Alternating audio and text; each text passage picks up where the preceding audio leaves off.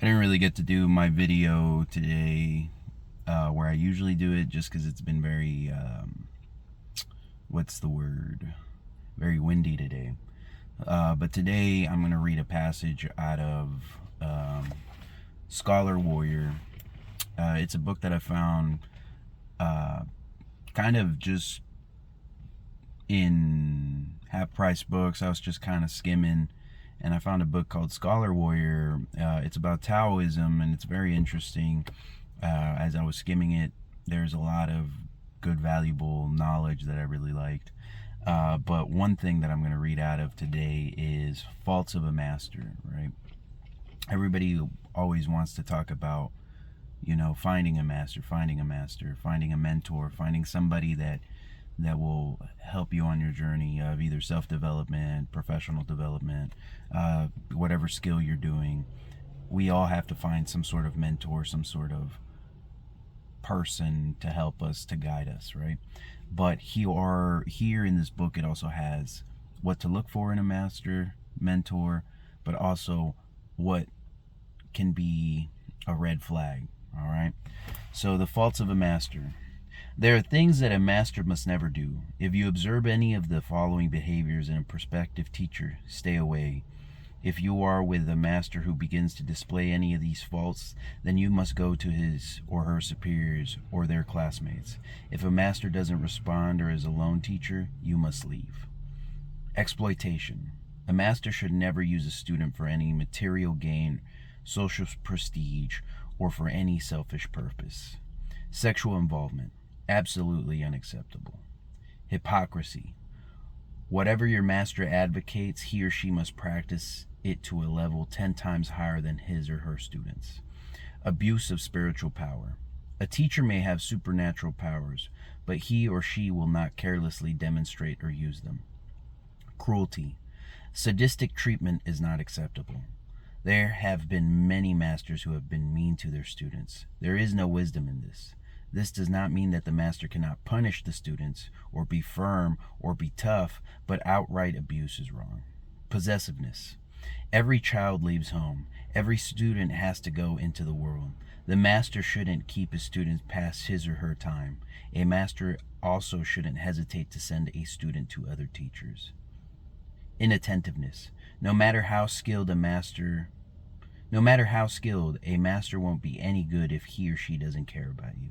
At the same time, if a master and a student are not in close proximity, there can be little spiritual transmission.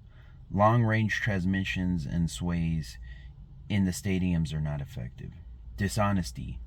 How can a master awaken ultimate truth if he or she isn't truthful with you? Failure. If a master fails in his or her own quest or fails to awaken the spiritual in you, then that is a fault. The entire spiritual community should acknowledge that not every master who claims that title is genuine. And though a seeker might want to desperately find spirituality, there is no reason to tolerate poor masters. Setbacks, accidents, emotional and physical scars are sometimes fatalities to come of such relationships. They never lead to anything positive, right? So what I like about that is that I feel like we're living in a world where everybody is a guru now. Everybody is ahead of their time. But what does that mean? How do you prove that? And I think for me, we can see what we don't want to be, right? And those are my favorite faults right there. Very, very eye-opening.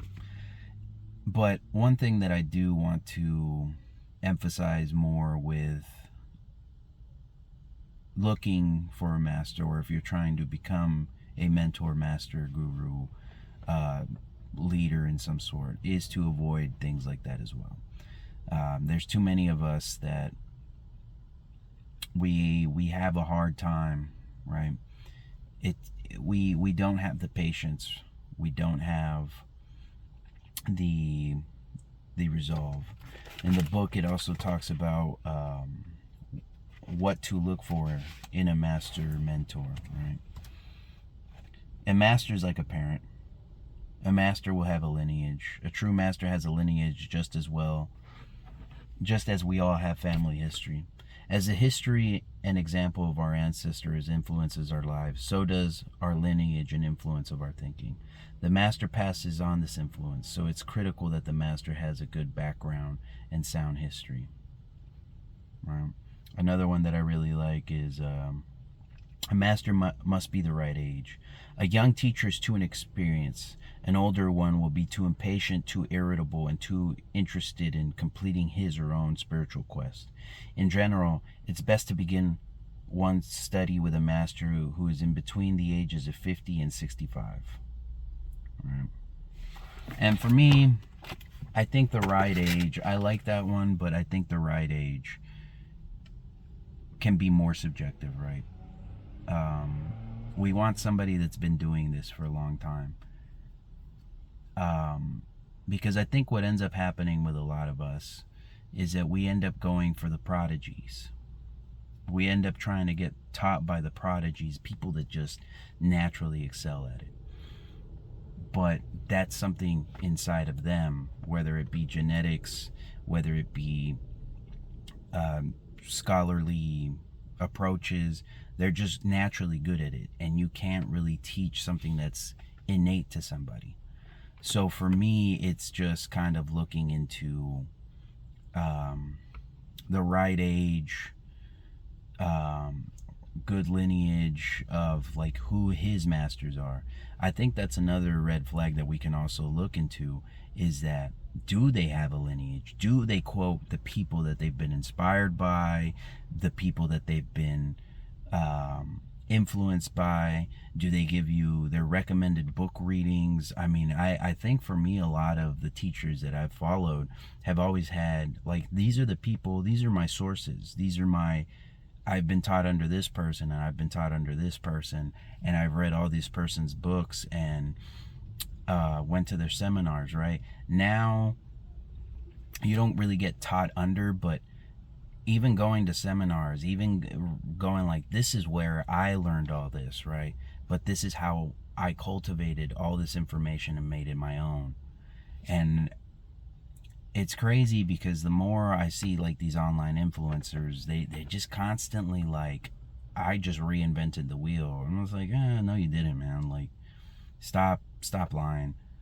So other than that, this is my day 9 or 10. No, this is my day 10. So just want to end with that.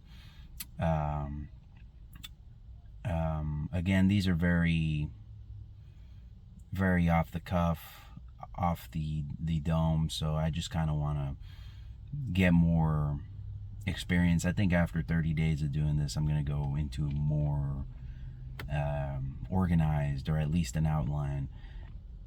But for me, it's just kind of getting, again, I don't want to re-explain it, but just getting used to the camera. But yeah, other than that, have a great day. Enjoy yourselves.